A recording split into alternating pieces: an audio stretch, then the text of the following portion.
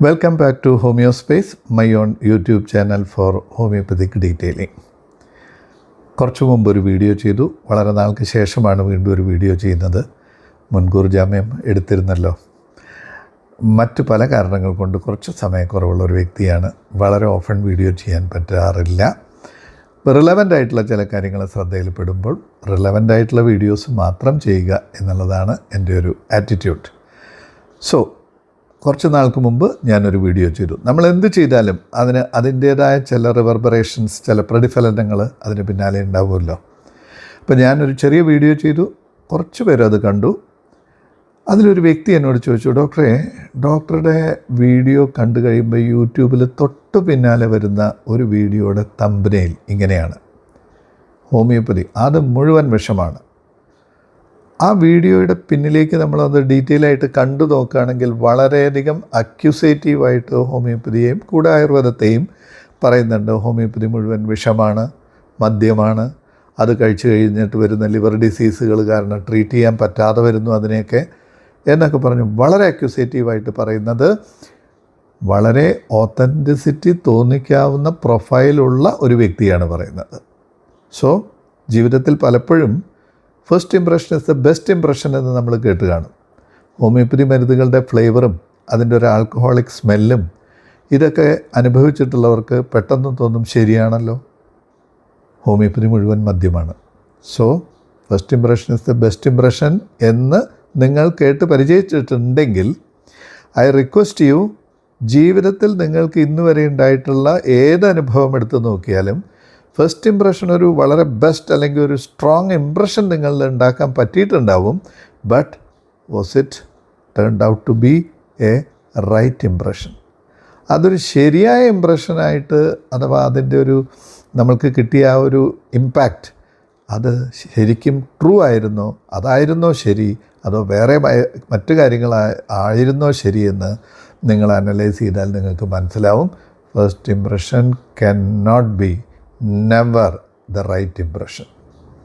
So the right thing, അത് കണ്ടുപിടിക്കണമെങ്കിൽ നമുക്ക് കിട്ടിയ ഇൻഫർമേഷൻ അല്ലെങ്കിൽ ആ ഇംപ്രഷൻ അതിനെ ഒന്ന് കീറി മുറിച്ച് നോക്കണം, ഒന്ന് ഇറങ്ങി പരിശോധിച്ച് നോക്കണം. സോ ഈ ഒരു വളരെ അക്യൂസേറ്റീവായിട്ടുള്ള ആ ഒരു സ്റ്റേറ്റ്മെൻറ്റിനെ നമുക്കൊന്ന് കീറി മുറിച്ച് നോക്കാം. ബീവറേജസിൽ നിന്ന് നമ്മൾ വാങ്ങിക്കുന്ന ആൽക്കഹോൾ ഈത്തൈൽ ആൽക്കഹോൾ അഥവാ എത്തനോൾ എന്ന് പറയുന്നതാണ്. ഫാർമസ്യൂട്ടിക്കലി, അതായത് മരുന്ന് നിർമ്മാണത്തിന് ഹോമിയോപ്പതി കമ്പനികൾ മാത്രമല്ല ആയുർവേദ കമ്പനികളും മോഡേൺ മെഡിസിനിലുള്ള കമ്പനികളും ഉപയോഗിക്കുന്നത് ഫാർമസ്യൂട്ടിക്കൽ സ്റ്റാൻഡേർഡ്സിലുള്ള ഡീനാച്ചുവേർഡ് ആൽക്കഹോളാണ്.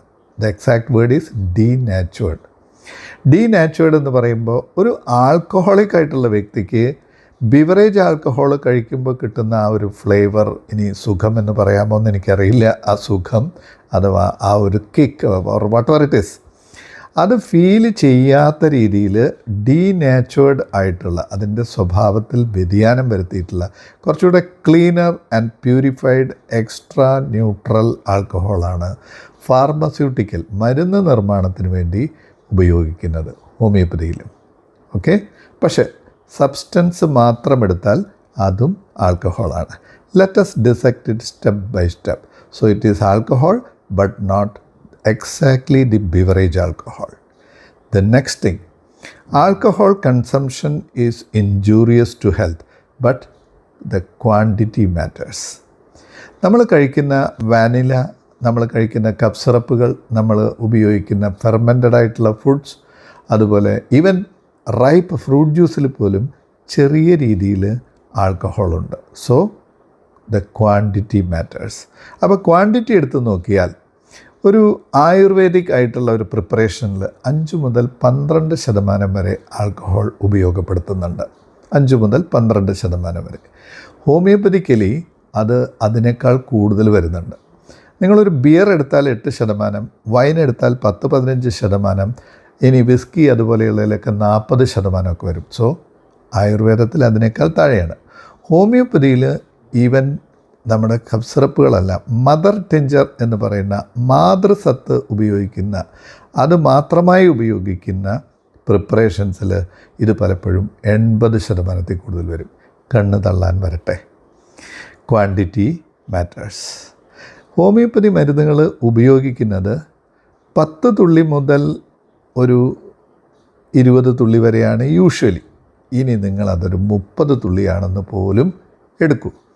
അതിൻ്റെ 80% എടുത്താൽ പോലും 10 തുള്ളിക്ക് 8 ഡ്രോപ്സും 20 തുള്ളിക്ക് 16 ഡ്രോപ്സും 30 തുള്ളിക്ക് 24 ഡ്രോപ്സും മാത്രമാണ് ആൽക്കഹോൾ നിങ്ങളുടെ ഉള്ളിൽ ചെല്ലുന്നത്, അല്ലേ? It is ഡീനാച്ചുവേർഡ് alcohol that I once again remind you that. Then quantity എടുത്തു കഴിയുമ്പോൾ ഇത്രയും കുറഞ്ഞ ക്വാണ്ടിറ്റിയിലാണ് നമ്മൾ കഴിക്കുന്നത്. നൗ യു കൺസിഡർ ഈ 40%, 14% ഒക്കെ വരുന്ന കഫ് സിറപ്പുകൾ, അല്ലെങ്കിൽ 12% വരുന്ന ആയുർവേദിക് സിറപ്പ്, ആയുർവേദിക് ആസമം, അരിഷ്ടം, ഓൾ ദോസ് പ്രിപ്പറേഷൻസ്. ഇതൊക്കെ നമ്മൾ കഴിക്കുന്നത് 30 ml അല്ലെങ്കിൽ 10 ml ടീസ്പൂൺ ഡോസ് അല്ലെങ്കിൽ ടേബിൾ സ്പൂൺ ഡോസ് ഇതൊക്കെയല്ലേ കഴിക്കുന്നത്. അത് 3 നേരം 4 നേരമൊക്കെ കഴിക്കുമ്പോൾ അതിൻ്റെ പെർസെൻറ്റേജ് കുറവാണെങ്കിലും the quantity is more, so that in effect the quantity of alcohol getting in to your body is same എന്ന് ഞാൻ പറയില്ല. It is higher than the 10 drops or 20 drops alcohol you are taking. 20 തുള്ളി homeopathy മരുന്ന് കഴിക്കുന്നതിനേക്കാൾ കൂടുതൽ alcohol നിങ്ങളുടെ ഉള്ളിൽ ചെല്ലുന്നുണ്ട്. നിങ്ങളൊരു cup syrup 10 ml 5 ml വെച്ച് 2 നേരവും 3 നേരവും ചിലപ്പോൾ അതിൽ കൂടുതലും ഒക്കെ കഴിക്കുമ്പം, അല്ലേ? സോ ഇതൊരു വളരെ ഫോൾസ് ആയിട്ടുള്ള അക്യുസേഷനാണ്. ഇനി ഒരു കാര്യം കൂടി നമുക്കിതിൽ ശ്രദ്ധയിൽപ്പെടുത്തേണ്ടതുണ്ട്. ഒരു കപ്പ് സിറപ്പിൽ സാധാരണ രീതിയിൽ 10 മുതൽ 25% വരെ ആൽക്കഹോളിൻ്റെ കോൺസെൻട്രേഷൻ ഉണ്ടാവാം. നിങ്ങൾക്കറിയാമല്ലോ, കപ്പ് സിറപ്പുകൾ കൂടുതൽ ഉപയോഗിക്കുന്നത് മോഡേൺ മെഡിസിനിലാണെന്ന് നിങ്ങൾക്കറിയാം. ഹോമിയോപ്പതിയിലും ആയുർവേദത്തിലും ഒക്കെ ഉണ്ട്, ഞാനത് നിഷേധിക്കുന്നില്ല. പക്ഷേ കൂടുതൽ നിങ്ങൾ കണ്ട് പരിചയിച്ചിട്ടുള്ളത് മോഡേൺ മെഡിസിനിലായിരിക്കും. എനിവേ, എല്ലാ സിസ്റ്റവും ആൽക്കഹോൾ കണ്ടൻ്റുള്ള കഫ് സിറപ്പുകൾ ഉപയോഗിക്കുന്നുണ്ട്. ഇനി നമുക്കതിൻ്റെ ക്വാണ്ടിറ്റി, ഉള്ളിൽ ചെല്ലുന്ന ക്വാണ്ടിറ്റിയാണല്ലോ, ദ ക്വാണ്ടിറ്റി മാറ്റേഴ്സ് എന്നുള്ളതാണല്ലോ what is the point of discussion here. അപ്പം ഒരു 10 ml കഫ് സിറപ്പിൽ 10 മുതൽ 25% വരെ എന്നെടുക്കുമ്പോൾ 25 ഇപ്പോൾ ഒരു ml is equal to 20 drops. 10 ml 200 drops. അതിൻ്റെ 25% 50 ഡ്രോപ്സ്. ഇനി 10% ഉള്ളൂ എന്നുണ്ടെങ്കിൽ 20 ഡ്രോപ്സ്. അപ്പം 25%ഓളം വരാവുന്ന ഒരു കഫ് സിറപ്പ് കഴിക്കുന്ന ഒരു വ്യക്തി ഒരു സമയത്ത് 50 ഡ്രോപ്സ് ആൽക്കഹോൾ ഉള്ളിൽ എത്തിക്കുന്നുണ്ടെങ്കിൽ, ആ സമയത്ത് 10 ഡ്രോപ്സ് കഴിക്കുന്ന 20 ഡ്രോപ്സ് കഴിക്കുന്ന ഒരു ഹോമിയോപ്പതി മരുന്ന് കഴിക്കുന്ന ഒരു വ്യക്തി അവിടെ എത്തിക്കുന്നത് അതിൻ്റെ 70 to 80% എന്ന് പറയുമ്പം 14 ഡ്രോപ്സോ 16 ഡ്രോപ്സോ ആണ് ഉള്ളിലെത്തിക്കുന്നത്.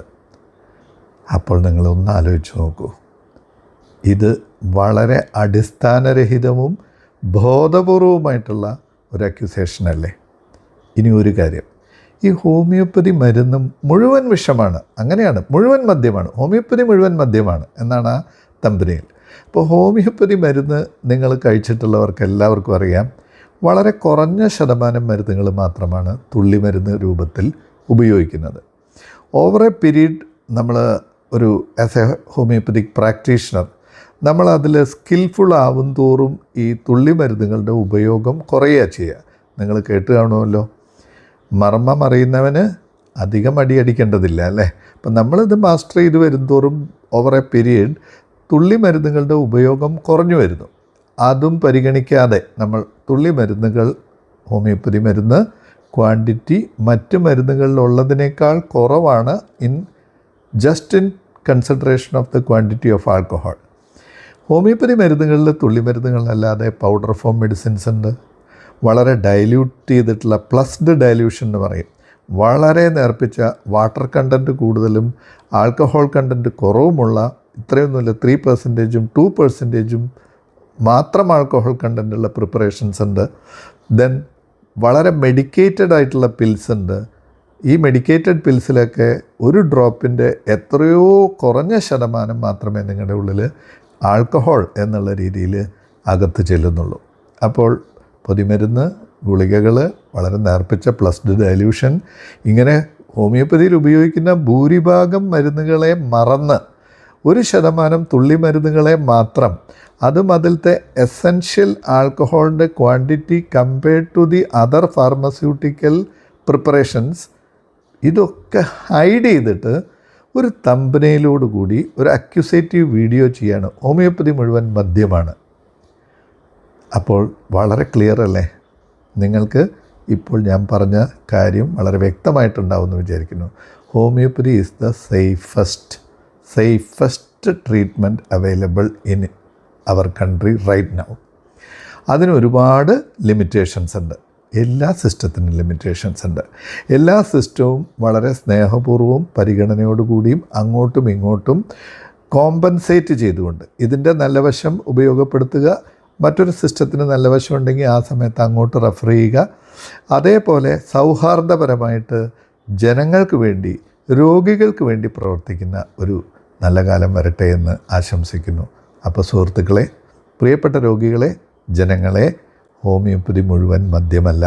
ഹോമിയോപ്പതി വളരെ ലെജിറ്റിമേറ്റായിട്ട് denatured licensed pharmaceutical preparation of alcohol ഉപയോഗപ്പെടുത്തുന്നുണ്ട് in the manufacturing of medicine, which is never and ever more than in any other pharmaceutical prescription.